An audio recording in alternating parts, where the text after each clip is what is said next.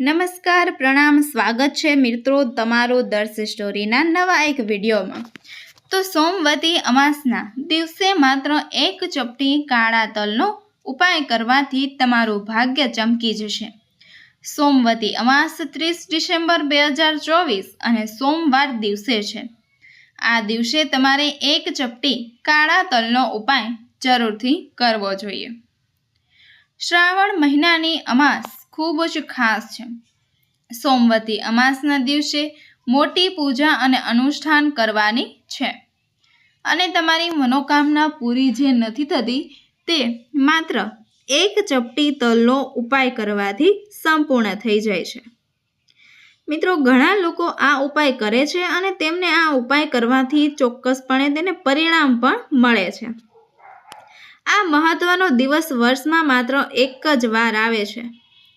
મિત્રો, જો તમે પણ વર્ષની આ છેલ્લી અમાસના દિવસે આ એક ચપટી કાળા તલનો ઉપાય જો તમે કરવા માગો છો તો આ પહેલાં આ ઉપાયની રીતે સરખી રીતે સાંભળી લેજો અને પછી જ આ ઉપાયને તમે કરજો, જેથી તમને આ ઉપાયનો સંપૂર્ણ લાભ મળે અને આ ઉપાય વિશેની સંપૂર્ણ વિગતવાર માહિતી જાણીએ તે પહેલાં આ વિડીયોને લાઈક કરજો, ચેનલને લાઈક પણ કરી સબસ્ક્રાઈબ કરી દેજો અને કમેન્ટ બોક્સમાં હર હર મહાદેવ, જય શ્રી વિષ્ણુ જરૂરથી લખજો અને આ વિડીયોને છેલ્લે સુધી જોતા રહેજો, જેથી કરીને આપને સંપૂર્ણ માહિતી મળતી રહે।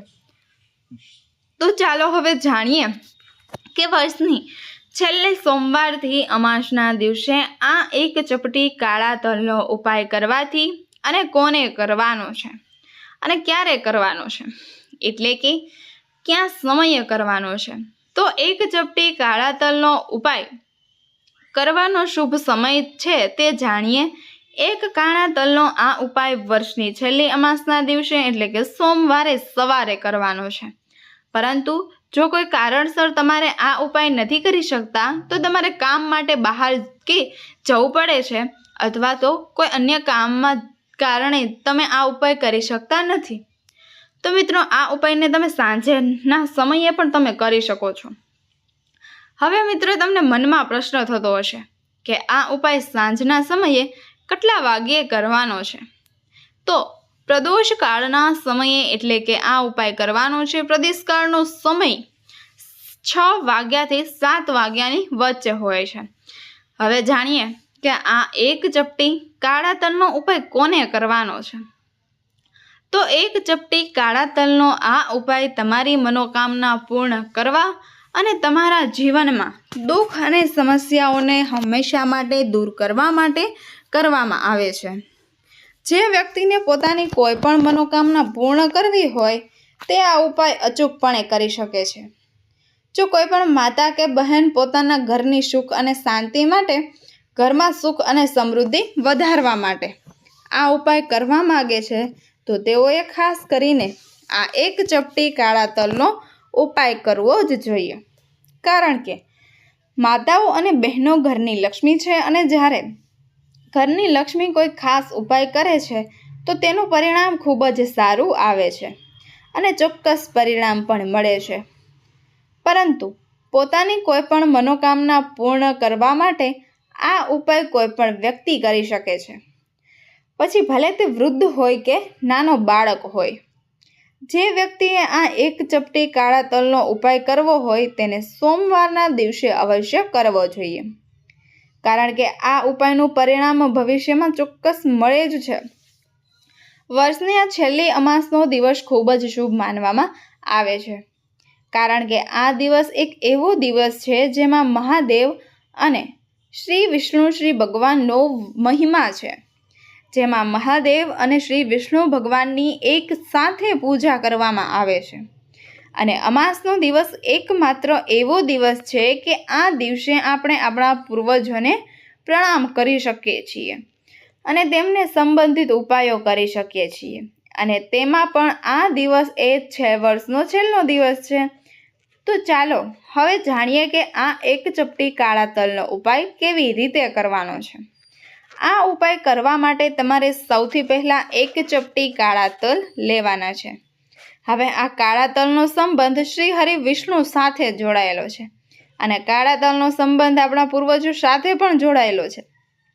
આપણા પૂર્વજોને પ્રસન્ન કરવા માટે આપણે જે ઉપાયો કરીએ છીએ તેમાં કાળા તલનો ઉપયોગ ચોક્કસ થાય છે. અહીં કાળા તલ અને સફેદ તલ આ બે પ્રકારના હોય છે. એક સફેદ અને કાળા તલ, જેમાંથી તમારે એક ચપટી કાળા તલ લેવાના છે અને જે પાણીથી તમે સ્નાન કરો છો તેમાં એક ચપટી કાળા તલ નાખવાના છે અને પછી તેનાથી સ્નાન કરવાના પાણીમાં થોડું ગંગાજળ નાખવાનું છે અને પછી હર હર ગંગે બોલીને સ્નાન કરવાનું છે. આ ઉપાય કરવાથી તમારા જીવનમાં સુખ અને સમૃદ્ધિ આવશે. તમને શ્રી હરિ વિષ્ણુ ભગવાનના અને માતા લક્ષ્મીના આશીર્વાદ મળશે. તમારા પૂર્વજો પણ તમારાથી પ્રસન્ન થશે. તમારા જીવનમાં આવતી સમસ્યાઓ દૂર થશે. જે વ્યક્તિ પાણીમાં એક ચપટી તલ અને ગંગાજળ ભેળવીને સ્નાન કરે છે તેના જીવનમાં સુખ અને સમૃદ્ધિ આવે છે. જીવનમાંથી દરેક પ્રકારના દુઃખ, સમસ્યાઓ, મુશ્કેલી અને વેદનાઓ દૂર થાય છે.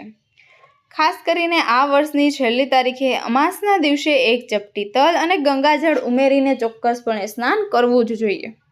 આ ઉપાય કરવાથી જ તમને તેનું ચોક્કસ સ્થળ મળશે. અને હવે બીજા ઉપાય વિશે જાણીએ તે જે તમને વર્ષની છેલ્લી અમાસના દિવસે એટલે કે વર્ષના છેલ્લા સોમવારે જ કરી શકો છો. મેં તમારા પિતૃઓને પ્રસન્ન કરવા માટે આ ઉપાય કરી શકો છો. જ્યારે આપણા પિતૃ પ્રસન્ન હોય છે ત્યારે આપણા ઘરમાં હંમેશા સુખ અને સમૃદ્ધિ આવે છે. બાળકનું સ્વાસ્થ્ય પણ સારું રહે છે. ઘરના દરેક સભ્યોને દરેક કાર્યમાં સફળતા મળે છે. દિવસે વર્ષે છેલ્લી અમાસના દિવસે આપણા પૂર્વજોને પ્રસન્ન કરવા માટે શ્રેષ્ઠ જેમનું એક પીપળાનું ઝાડ છે જેમાં આપણા પૂર્વજોનો વારસો હોય છે. આ ઉપાય કરવા માટે તમારે એક પાણીનો લોટો લેવાનો છે. તેમાં પાણી નાખવાનું છે. તેની અંદર ખાંડના થોડા દાણા અથવા તો ગોળ નાખવાનો છે. તમે આમાંથી કંઈ પણ વસ્તુ નાખી શકો છો. કોઈ પણ વસ્તુ નાખી શકો છો. હવે તમારે પાણીમાં હથેળીમાં પાણી લેવાનું છે. તમારા પાણી પીપળાના ઝાડ નીચે અને પીપળાના ઝાડના મૂળમાં અર્પણ કરવાનું છે. જે વ્યક્તિ અમાસના દિવસે સવારે પીપળાના ઝાડને જળ ચડાવે છે તેમના પૂર્વજો તેનાથી ક્યારેય નારાજ થતા નથી. તેના ઘરમાં ક્યારેય કોઈ દુઃખ રહેતું નથી. સોમવતી અમાસના દિવસે તમારા પૂર્વજોને પ્રસન્ન કરવા માટે આ ઉપાય ખાસ કરો.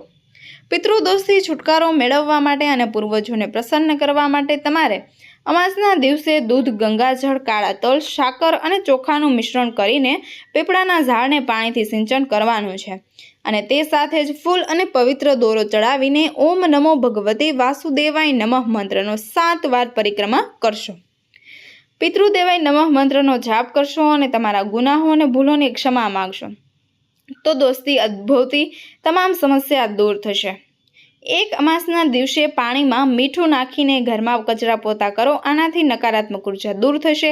વાસ્તુદોષ દૂર કરવા માટે મીઠાનો ઉપયોગ કરવામાં આવે છે.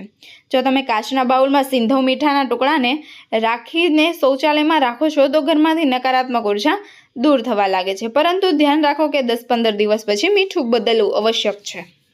2 અમાસના દિવસે ઘરના દરેક ખૂણાને સારી રીતે સાફ કરો. આ દિવસે સવારે અને સાંજે ઘરના મંદિરમાં અને તુલસીના છોડ સામે દીવા કરો. અમાસના દિવસે તુલસીના પાન કે બીલીના પાન તોડવા જોઈએ નહીં. અમાસના દિવસે દેવી દેવતાઓને તુલસીના પાન અને બીલીપત્ર શિવલિંગ પર અર્પણ કરવા જોઈએ. પરંતુ તે પાનને 1 દિવસ પહેલાં તોડીને રાખવા જોઈએ અથવા તો તે પર ચડાવેલા પાનને ફરીથી ઉપયોગમાં લઈ શકો છો. ચડેલા પાનને સારી રીતે ધોઈને તમે તેને ફરીથી ચડાવી શકો છો. 3 અમાસના દિવસે પિતૃઓનો તર્પણ અવશ્ય કરવું જોઈએ. તર્પણ કરતી વખતે પિત્તાના વાસણમાં પિતૃઓ અને કાજલ, દૂધ, તુલસીના પાન, મધ અને સફેદ ફૂલ વગેરે અર્પણ કરવા જોઈએ. ઝાડના મૂળ પર પાણી રેડવું જોઈએ અને પાણીનો અહીં ત્યાં બગાડ ન કરવો જોઈએ. અમાવસ્યા તિથિનો સ્વામી પિતૃદેવ માનવામાં આવે છે. પરિવારના મૃત સભ્યોને પૂર્વજ દેવતા માનવામાં આવે છે. તો મિત્રો, તમને અમારી માહિતી કેવી લાગી તે કમેન્ટમાં જરૂર જણાવજો. પસંદ આવી હોય તો લાઈક અને તમારા મિત્રો સાથે શેર કરજો. ચેનલ પર નવા હોય તો ચેનલને સબસ્ક્રાઈબ કરવાનું ભૂલતા નહીં. ફરી મળીશું એક નવા વિડીયો સાથે. ત્યાં સુધી આપ સૌનો ખૂબ ખૂબ આભાર.